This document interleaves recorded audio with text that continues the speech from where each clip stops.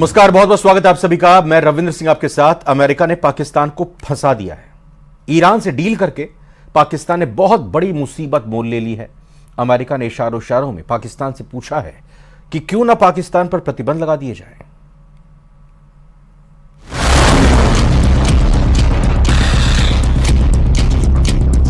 America ने missile छोड़ दी है।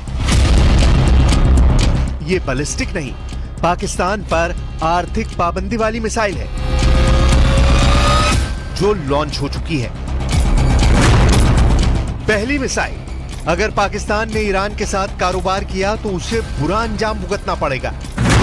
दूसरी मिसाइल, पाकिस्तान के मिसाइल प्रोग्राम के पार्टनर पर अमेरिका पहले ही लगा चुका है बैन। तीसरी मिसाइल, अमेरिका की वार्निंग से फिर फंस गई ईरान और पाकिस्तान की गैस पाइपलाइन। पाकिस्तान को ईरान के राष्ट्रपति इब्राहिम रईसी के लिए रेड कार्पेट बिछाना बहुत महंगा पड़ा है। इजराइल पर 300 से ज्यादा मिसाइल और ड्रोन से हमला करने के बाद जब रईसी अपने पहले विदेश दौरे पर पाकिस्तान पहुंचे तो सबसे पहले अमेरिका के ही कान खड़े हुए। और उसके बाद जिन तस्वीरों ने पाकिस्तान की मुश्किल बढ़ाई वो ये है। पहली तस्वीर, दूसरी तस्वीर और ये तीसरी तस्वीर। इन तीनों तस्वीरों को पाकिस्तान ने बेचने की बहुत कोशिश की है, लेकिन जब से ये तस्वीरें व्हाइट हाउस पहुंची, बाइडेन का जैसे खून खौल गया। बाइडेन समेत अमेरिका की पूरी लीडरशिप का गुस्सा फूटा। अमेरिका की तरफ से फौरन पाकिस्तान के खिलाफ बयान जारी हुआ और टारगेट पर पाकिस्तान नजर आया। अमेरिका ने इशारों में पाकिस्तान को बहुत बड़ी चेतावनी दी है। वार्निंग ये है कि ईरान के साथ कारोबार करना पाकिस्तान को बहुत महंगा पड़ेगा और उसे इसका अंजाम भुगतना पड़ेगा। अमेरिका ने कहा कि हम ईरान के साथ कारोबार की इच्छा रखने वाले किसी भी व्यक्ति को प्रतिबंधों के संभावित जोखिम के बारे में सजग रहने की सलाह देते हैं। पाकिस्तान सरकार को अपनी विदेश नीति के बारे में बेहतर पता होगा। इस वक्त दुनिया दो कैंप में बटी हुई नजर आ रही है। एक कैंप अमेरिका और इजराइल का है और दूसरा कैंप रूस, चीन और ईरान का है। भारत जैसे कुछ देश हैं जो अब भी अपनी स्वतंत्र विदेश नीति पर कायम है। ये दो कैंप बने हुए हैं। इसे महाशक्तियों की टक्कर कहा जा रहा है। एक तरफ अमेरिका और दूसरी तरफ ईरान और साथ में दोनों के मित्र देश। इन दोनों कैंप के बीच भारत ऐसा देश है जिसके दोनों कैंप से रिश्ते बेहतर हैं। लेकिन पाकिस्तान अब इस वर्ल्ड पॉलिटिक्स में अमेरिका का शिकार बन सकता है और इसलिए कोई शक ही नहीं कि पाकिस्तान का दौरा करके ईरान के राष्ट्रपति इब्राहिम रईसी ने अपने पड़ोसी को बहुत बुरी तरह से फंसा दिया है। कहने को पाकिस्तान और ईरान के बीच 8 मुद्दों पर समझौते हुए। दोनों के बीच द्विपक्षीय कारोबार 10 अरब डॉलर तक पहुंचाने पर बात हुई, लेकिन पाकिस्तान की सबसे बड़ी कोशिश नाकाम हो गई क्योंकि दोनों के साझा बयान में कश्मीर का जिक्र गायब रहा। इब्राहिम रईसी ने पाकिस्तान की कश्मीर वाली साजिश को ठेंगा दिखा दिया। इससे पहले पाकिस्तान को अमेरिका से एक और झटका लग चुका है। अमेरिका ने पाकिस्तान के बैलिस्टिक मिसाइल प्रोग्राम में उसकी मदद करने वालों पर पाबंदी लगाई है। इसमें बेलारूस और चीन की 3 कंपनी शामिल हैं।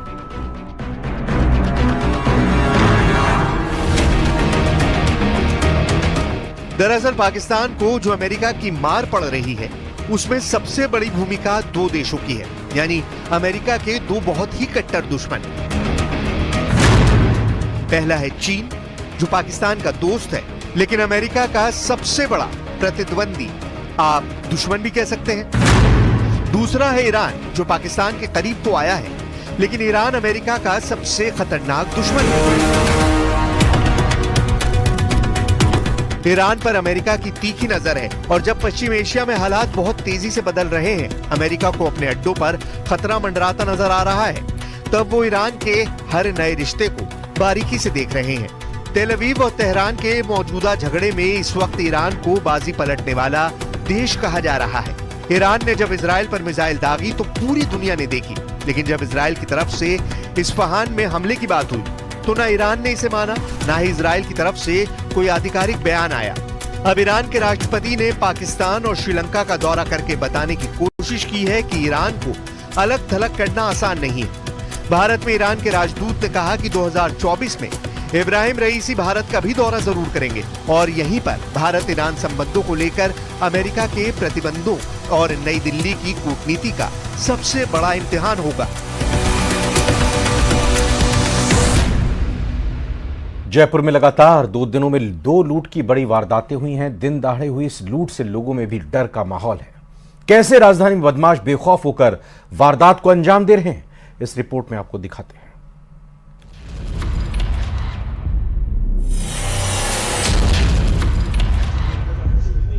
ये राजधानी जयपुर है, जहां बदमाश दिन दहाड़े बंदूक की नोक पर लूट की वारदात को अंजाम दे रहे हैं। वारदात भी एक के बाद एक और बिना डरे।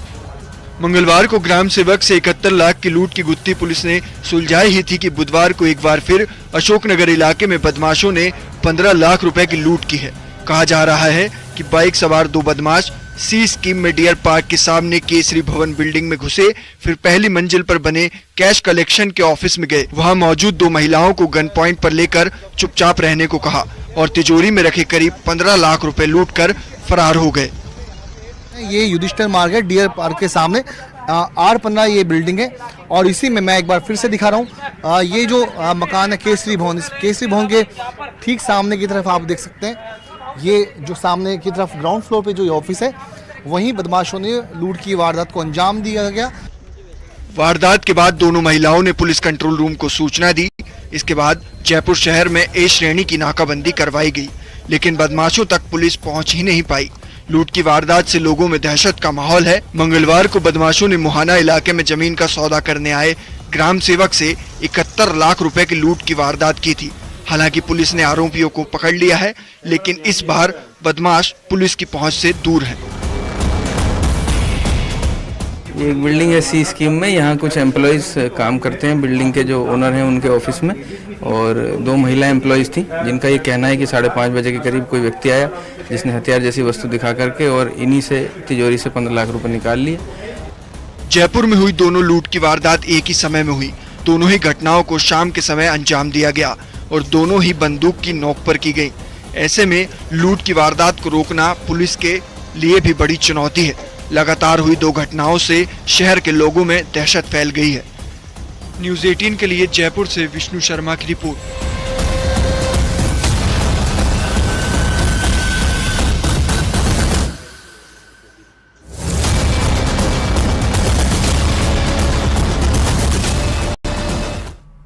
बीकानेर के लूणकरणसर में 9वीं क्लास की नाबालिग लड़की को जबरन उठाकर ले जाने और उसके साथ गैंगरेप करने का एक मामला सामने आया है। पुलिस ने पॉक्सो एक्ट में केस दर्ज कर आरोपियों की तलाश शुरू कर दी है। पीड़ित छात्रा ने पुलिस को बताया है कि पेपर देने के बाद वो गांव जाने के लिए बस स्टैंड गई थी, जहां उसके गांव का रहने वाला रणजीत और एक अन्य युवक बाइक लेकर पहुंचे और जबरन बैठकर बीकानेर रोड पर सुनसान जगह ले गए और जबरन शराब पिलाकर गैंगरेप किया। वारदात के बाद दोनों युवक उसे रेलवे स्टेशन के पास छोड़कर फरार हो गए। वहां एक दुकानदार ने छात्रा को बदहवास हालत में देखा और लूणकरणसर अस्पताल में भर्ती किया। पुलिस ने पीड़िता का मेडिकल कराया है। उसके पर्चा बयान पर गैंगरेप और पॉक्सो एक्ट का केस दर्ज कर लिया गया और एक आरोपी को डिटेन किया है।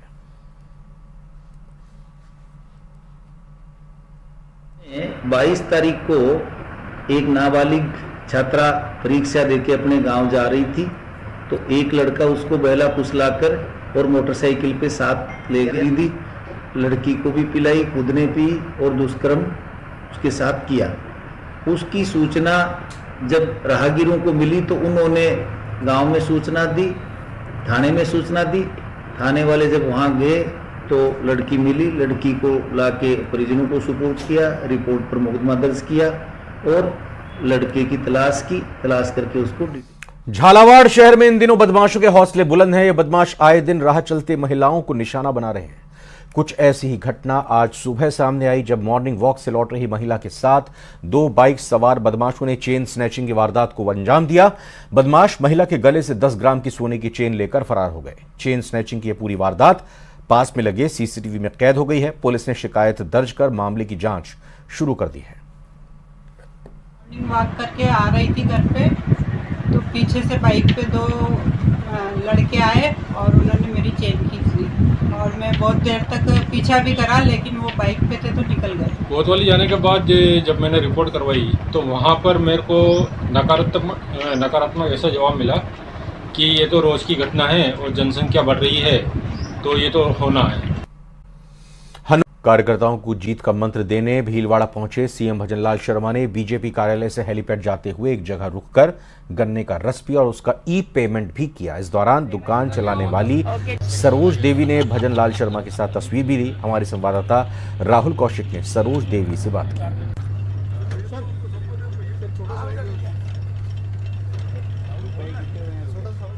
शर्मा का आज भीलवाड़ा दौरा था। जिला कार्यालय में बूथ बैठक ली, कार्यकर्ताओं में जोश भरा। बूथ बैठक समाप्त होने के बाद वापस हेलीपैड की तरफ जब रवाना हुए तो ये वही गन्ने की चरखी है जहां पर भजनलाल शर्मा ने गन्ने का जूस पिया। आम आदमी की तरह यहाँ पर रुके और गन्ने के जूस बनाने वाली सरोज देवी का हालचाल जाना। हमारे साथ सरोज देवी है, इनसे बात करेंगे। आज तो मुख्यमंत्री जी जूस पीने आए थे, क्या बातचीत हुई, क्या कह रहे थे मुख्यमंत्री जी? मुख्यमंत्री जी कुछ नहीं कह रहे थे, मेरा हालचाल पूछे और मेरे को मुख्यमंत्री जी देख के बहुत अच्छा लगा। मैंने सोचा नहीं था कि मुख्यमंत्री जी हमारे यहाँ गन्ने के जूस पीने आएंगे, पर लेकिन वो आए, मेरे को अच्छा लगा यहाँ। और मेरे से और कुछ नहीं पूछा, बस मेरे घर का हालचाल पूछा, मेरे गाँव का नाम पूछा। सोचा भी नहीं था कि आम आदमी की तरह यहाँ आएंगे और ये मेरे से गन्ना का जूस मांगेंगे। मेरे को पता नहीं था कि भगवान यहाँ पधारे हैं। मुख्यमंत्री जी आए, मेरे को बहुत अच्छा लगा। नहीं पूछा, कोई समस्या नहीं है। समस्या आपको हो तो बताओ, मैं कोई समस्या नहीं है। क्या है, बहुत अच्छा लगा। आम आदमी की तरह आए तो मतलब जूस मांगा, मेरे को जूस पी के देख के बहुत अच्छा लगा यहाँ। देखिए, मुख्यमंत्री भजनलाल शर्मा एक साधारण व्यक्ति की तरह गन्ने की चरखी पर रुकते हैं, यहाँ पे जूस पीते हैं, गन्ने का रस पीते हैं। इस महिला के हालचाल जानते हैं। ये वही महिला है जिसने मुख्यमंत्री भजनलाल शर्मा को आज रस बना के दिया। इस महिला ने कभी सोचा भी नहीं था कि मुख्यमंत्री यहाँ पर आएंगे और गन्ने के जो जूस है वो यहाँ पे पियेंगे, गन्ने का रस पियेंगे। मुख्यमंत्री भजनलाल शर्मा की यही खासियत है, मुख्यमंत्री होने के बावजूद भी वो आम जन की तरह निकलते हैं, आम आदमी की तरह लोगों से मिलते हैं, आम कार्यकर्ता की तरह लोगों से मिलते हैं। शहर में अभी चर्चा का विषय बन चुका है और कहीं ना कहीं अब शहरवासी इस गन्ने की चरखी में पहुंच रहे हैं और इस गन्ने की चरखी के मालिक से रूबरू हो रहे हैं। वीडियो जर्नलिस्ट अंकुश सनाटी के साथ राहुल कौशिक, न्यूज 18 भीलवाड़ा। राजस्थान पर्यटकों की पहली पसंद बन रहा है। यहाँ के किले, महल, हेरिटेज, संस्कृति, कला का हर कोई मुरीद है। ऐसे में पुरातत्व विभाग भी पर्यटकों की मेहमान नवाजी करने में पीछे नहीं है। विभाग की ओर से पर्यटकों से फीडबैक फॉर्म फिल करवाया जा रहा है। फीडबैक फॉर्म में पर्यटक अपने सजेशंस दे रहे हैं, सुझाव दे रहे हैं और खामियां भी बता रहे हैं। आइए इस रिपोर्ट में देखते हैं।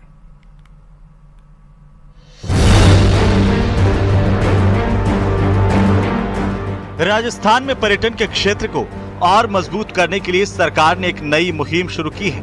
राजस्थान पुरातत्व एवं संग्रहालय विभाग की ओर से फीडबैक फॉर्म फिल करवाए जा रहे हैं। ये फॉर्म सभी पर्यटक स्थलों पर फिल करवाए जा रहे हैं। अब तक करीब 8000 फीडबैक फॉर्म पर्यटकों द्वारा दिए गए हैं, जिसमें पर्यटकों ने स्वच्छता, सिक्योरिटी को लेकर फोकस किया है। राज्य सरकार की इस पहल को पर्यटक काफी पसंद कर रहे हैं। 8000 फीडबैक फॉर्म में हवा महल से 410 फीडबैक फॉर्म आए हैं। जंतर मंतर पर 950 फीडबैक फॉर्म, आमेर महल पर 540 फीडबैक फॉर्म, नाहरगढ़ पर 499 फीडबैक फॉर्म, अल्बर्ट हॉल पर 585 फीडबैक फॉर्म है, जहां पर्यटकों ने सिक्योरिटी और स्वच्छता पर फोकस किया है। फीडबैक फॉर्म में पर्यटकों से सिक्योरिटी, स्वच्छता, टॉयलेट्स, गाइड्स, स्टाफ बिहेवियर जैसे सवालों पर राय ली गई है। महीने के आखिर में सभी फीडबैक फॉर्म को एग्जामिन किया जाता है और पर्यटकों को उनके मुताबिक सुविधा प्राप्त करवाने की कोशिश की जाती है। इस पहल से पर्यटक भी बेहद खुश हैं। वो हमने ये शुरू करी है कि पर्यटक का अमुक संग्रहालय या अमुक स्मारक पर उसको कैसा लगा, उसको साफ सफाई कैसी लगी, उसको सिक्योरिटी कैसी लगी, क्या उसको टॉयलेट साफ सुथरे मिले, क्या उसके साथ में किसी ने बदतमीजी करी।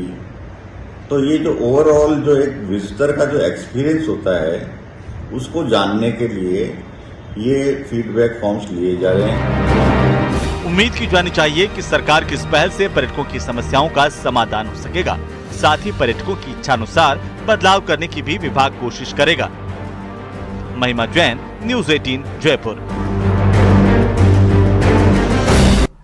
ऐसा लगता है कि अब वो वक्त करीब आ चुका है जब अमेरिका और रूस के बीच भयानक परमाणु जंग छिड़ने का खतरा बढ़ गया है। ऐसे दावे इसलिए किए जा रहे हैं क्योंकि रूस को घेरने के लिए नेटो के 32 देशों ने बड़ा वॉर प्लान तैयार किया है। इस युद्ध का लॉन्चिंग पैड यूक्रेन नहीं बल्कि पोलैंड बन सकता है।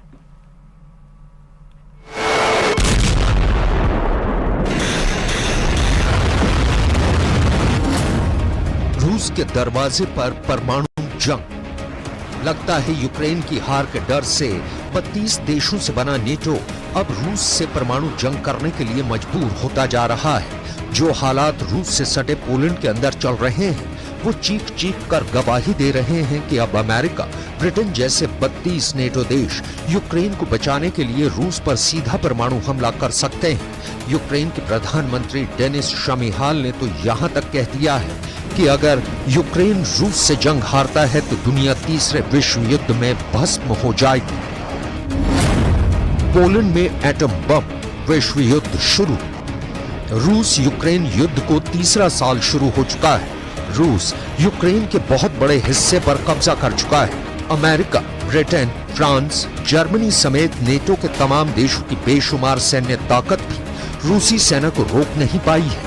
यहां तक कि राष्ट्रपति पुतिन का भयानक गुस्सा और फौजी ताकत ने साबित कर दिया है कि रूस को हराना लगभग नामुमकिन है।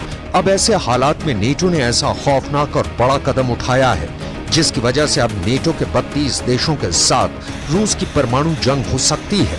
पश्चिमी मीडिया के दावों के मुताबिक नेटो अपने परमाणु बम और मिसाइलें नेटो देश पोलैंड में तैनात करने जा रहा है। यानी पोलैंड की जमीन से अब रूस पर नेटो सीधा परमाणु हमला कर सकता है। अगर ऐसा हुआ तो नेटो के परमाणु हथियारों से रूस को भारी नुकसान हो सकता है। दावा तो यहां तक किया जा रहा है कि यूक्रेन युद्ध में नेटो के नाकामयाब होने की वजह से अब नेटो रूस से परमाणु जंग के लिए तैयार हो रहा है ताकि पुतिन के रूस को यूरोप पर कब्जा करने से रोका जा सके। पोलैंड के राष्ट्रपति अंद्रेज डूडा ने भी माना है कि नेटो के परमाणु हथियार पोलैंड की धरती से रूस से मुकाबला कर सकते हैं। इधर रूस ने साफ कहा है कि अमेरिका और नेटो अब रूस को उस जंग के लिए उकसा रहे हैं जहां रूस अपने सभी दुश्मनों को परमाणु जंग में तबाह कर देगा। Support Ukraine, we help them to destroy Russian combat capabilities that could potentially be a threat against us. Support Ukraine is not charity. Support Ukraine is an investment in our own security, and the alternative is more expensive. परमाणु जंग को तैयार America और रूस। NATO सेना ने रूस के बॉर्डर पर अपनी सेना की मौजूदगी बढ़ा दी है। रूस और नेटो के आमने सामने की टक्कर किसी भी वक्त शुरू हो सकती है।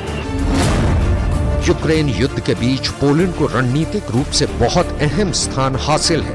पोलैंड की सीमा बेलारूस से मिलती है और रूस का रणनीतिक सैन्य अड्डा कैलिनिनग्राद भी पोलैंड से सटा हुआ है। यूक्रेन को हमेशा से आश्वासन दिया गया है कि अगर पोलैंड की जरूरत पड़ेगी तो वो हर समय मदद को तैयार है। पोलैंड के राष्ट्रपति डूडा ने खुलासा किया कि कुछ समय अमेरिका और पोलैंड के बीच परमाणु बम को लेकर बातचीत जारी है। खतरे को देखते हुए रूस ने भी अपनी तैयारी पूरी कर ली है। नेटो की चुनौती का सामना करने के लिए मॉस्को और सेंट पीटर्सबर्ग इलाके को भी मिलिट्री डिस्ट्रिक्ट के रूप में विकसित किया जा रहा है ताकि किसी भी इमरजेंसी स्थिति से आसानी से निपटा जा सके। साल 2023 के अंत तक रूस यूक्रेन के करीब 20% इलाके पर कब्जा कर चुका है। इधर यूक्रेनी सेना के पास घातक हथियारों की भारी कमी हो रही है, जबकि रूस यूक्रेन के कई इलाकों पर बेतहाशा हमले बढ़ा चुका है। यूक्रेन की हालत इस वक्त ऐसी हो गई है जैसे भूखे शेर के सामने बकरी की होती है। यही वजह है कि अब यूक्रेन के प्रधानमंत्री डेनिस शमीहाल ने ब्रिटिश मीडिया के सामने साफ चेतावनी देते हुए कहा है, यूक्रेन को युद्ध लड़ने के लिए आज भारी आर्थिक मदद की जरूरत है। कल या परसों नहीं, अगर हम मिलकर यूक्रेन की सुरक्षा नहीं करेंगे तो यूक्रेन हार जाएगा। इससे दुनिया की सुरक्षा से जुड़ा ढांचा तबाह हो जाएगा। कई जगहों पर युद्ध छिड़ जाएंगे और तीसरे विश्व युद्ध होने की नौबत आ जाएगी। यूक्रेन के प्रधानमंत्री डेनिस शमीहाल ने कहा है कि अगर यूक्रेन रूस से जंग हारता है तो दुनिया में विश्व युद्ध शुरू हो जाएगा। ऐसे हालातों की वजह से रूस को अब पोलैंड की तरफ से नेटो के 32 देश मिलकर घेर रहे हैं। जरा देखिए इस वक्त नेटो और रूस के बीच क्या चल रहा है। रूस के रक्षा मंत्री सर्गेई शोइगु का दावा है कि रूस की सीमा पर नेटो के 1,23,000 सैनिक मौजूद हैं। इस बीच यूएस के हाउस ऑफ रिप्रेजेंटेटिव ने यूक्रेन के लिए $61 बिलियन की सहायता देने वाला प्रस्ताव पारित कर दिया है, जो रूस के लिए गंभीर खतरे वाली बात है। खतरे को देखते हुए रूस ने भी अपनी तैयारी पूरी कर ली है। रूस के रक्षा मंत्री का दावा है कि रूस की सीमा पर नेटो के 300 टैंक और 800 आर्मर्ड व्हीकल तैनात है, जबकि 90,000 नेटो सैनिक अलग अलग तरह के अत्याधुनिक हथियारों के साथ लिथुआनिया आ गए हैं। रूसी रक्षा मंत्री सर्गेई शोइगु ने यह भी दावा किया है कि रूस ने लेनिनग्राद, सेंट पीटर्सबर्ग इलाके में 7,000 घातक हथियारों को भेजा है। इसके अलावा रूस की राजधानी मॉस्को में भी 2400 आधुनिक हथियारों को तैनात किया गया है। अब देखना होगा क्या ऐसे हालात में रूस और अमेरिका के बीच सीधी परमाणु जंग होगी। अगर ऐसा होता है तो ये तय मानिए कि रूस खुद को बचाने के लिए दुनिया की रत्ती भर परवाह नहीं करेगा और ना ही पुतिन को दुनिया एटमी जंग से रोक पाएगी।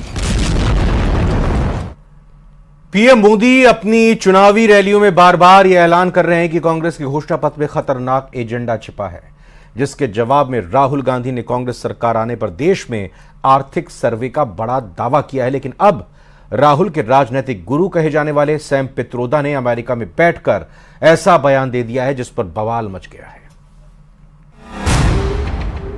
माताओं बहनों, ये आपका मंगलसूत्र भी बचने नहीं देंगे। 55 सालों के लिए कांग्रेस की सरकार रही है, किसी ने आपसे सोना छीना, आपके मंगलसूत्र छीने। There is an inheritance tax. Manifesto बनाने में जिनकी अहम भूमिका है वो सैम पित्रोदा का बयान। मैनिफेस्टो आपको अच्छा लगा? आपने देखा होगा कि प्रधानमंत्री पैनिक कर गए। शाही परिवार के शाहजादे के सलाहकार उन्होंने कुछ समय पहले कहा था कि हमारा देश का जो मिडिल क्लास है, मध्यम वर्गीय लोग हैं, जो मेहनत करके कमाते हैं, उन्होंने कहा उन पर ज्यादा टैक्स लगना चाहिए। 24 के चुनावी चिराग से निकला विरासत टैक्स ताजा तरीन तूफानी और दो धारी मुद्दा, जिस पर जोरदार सियासी घमासान छिड़ा है। बीजेपी हमलावर हो गई है, कांग्रेस ने भी पलटवार जारी रखा है,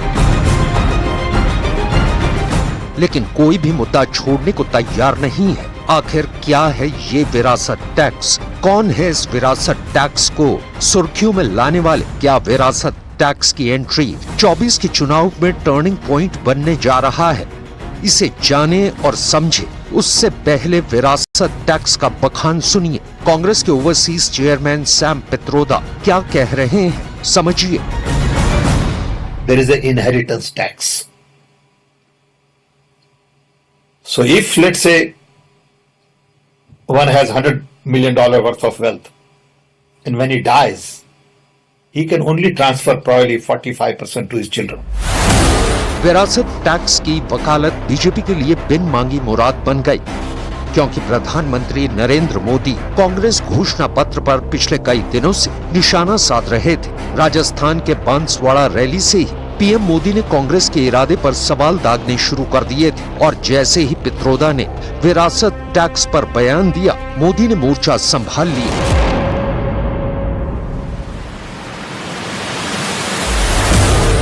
मोदी के साथ ही बीजेपी के तमाम दिग्गज एक्शन मोड में आ गए। कांग्रेस का कहना है कि वो इनहेरिटेंस टैक्स लगाएगी, माता पिता से मिलने वाली विरासत पर भी टैक्स लगाएगी। यानी कांग्रेस का मंत्र है कांग्रेस की लूट। कांग्रेस का मंत्र है कांग्रेस की लूट, जिंदगी के साथ भी और जिंदगी के बाद भी। जब बात संपत्ति की हो, सोने चांदी की हो, मंगल सूत्र की हो, तो भारतीयों के इससे सेंटिमेंट जुड़ते हैं। मोदी कई दिनों से यही तार छेड़ रहे थे, चुनावी रैलियों में जनता को समझा रहे थे। कांग्रेस की तरफ से जैसे ही बयान आया, सेंटिमेंट हर्ट होना स्वाभाविक था। गृह मंत्री अमित शाह ने पित्रोदा के बयान पर निशाना साधते हुए उन्हें कांग्रेस के घोषणा पत्र का स्क्रिप्ट राइटर बता दिया। पित्रोदा जी के बयान ने कांग्रेस का मकसद देश के सामने स्पष्ट कर दिया है। वो देश के जनता की निजी संपत्ति का सर्वे कर निजी संपत्ति को सरकारी खजाने में डालकर जो उन्होंने यूपीए के शासन में तय की थी प्रायोरिटी कि देश के संसाधन पर सबसे पहला अधिकार माइनॉरिटी और उसमें भी मुस्लिम लोगों का है, उस प्रकार से इसका बंटवारा करना चाहती है। वहीं सैम पित्रोदा के बयान पर बवाल मचा तो कांग्रेस ने इससे पल्ला झाड़ लिया। कांग्रेस अध्यक्ष मल्लिकार्जुन खड़गे ने खुद को मामले से अनजान बताया। हालांकि कांग्रेस के ही उदित राज सैम पित्रोदा के समर्थन में है।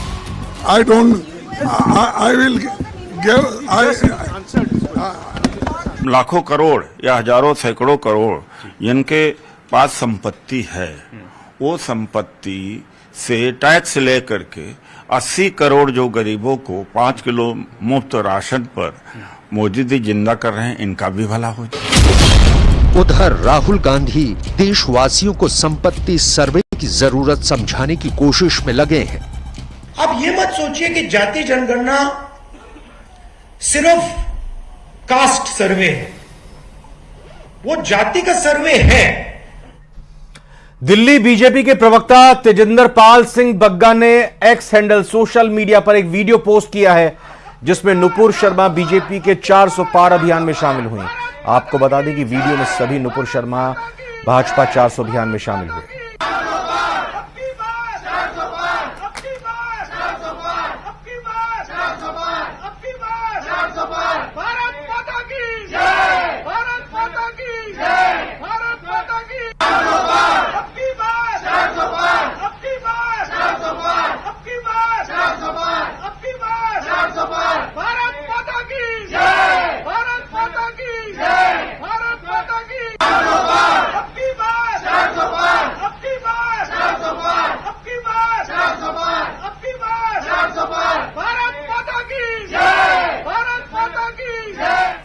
और इसी के साथ फिलहाल बुलेटिन में अभी इतना ही। आप बने रहिए न्यूज़ 18 राजस्थान के साथ। नमस्कार।